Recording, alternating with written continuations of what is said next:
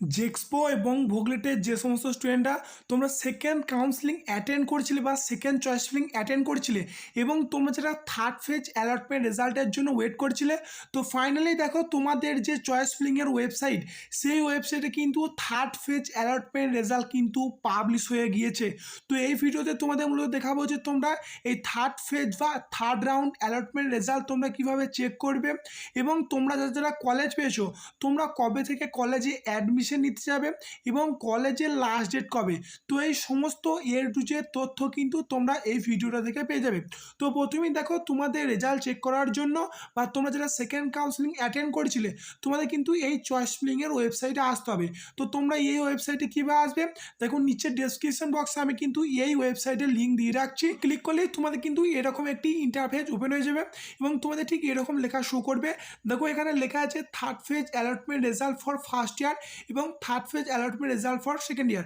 অর্থাৎ দেখো তোমাদের জেক্সপো এবং ভোগলের সকল স্টুডেন্টদের জন্য কিন্তু থার্ড ফেজের অ্যালটমেন্ট রেজাল্ট কিন্তু পাবলিশ হয়ে গিয়েছে এবং এছাড়াও তোমাদের উপরে একটি লেখা মোস্ট ইম্পর্টেন্ট শো করছে। তো এটাও কিন্তু তোমাদেরকে দেখতে হবে।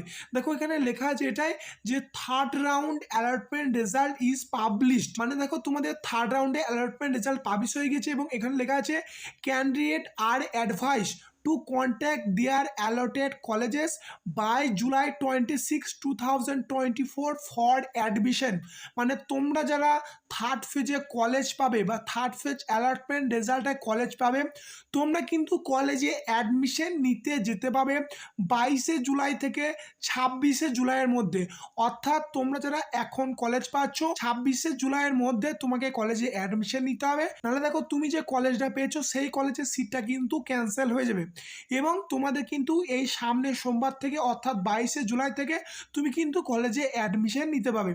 তো দেখো যে সমস্ত জেক্সপো স্টুডেন্টরা আছো এই third phase allotment result for first ইয়ার এই অপশানে ক্লিক করবে এবং যে সমস্ত ভোগলের স্টুডেন্ট আছো তোমরা এই third phase allotment result for second ইয়ার এই অপশানে ক্লিক করবে।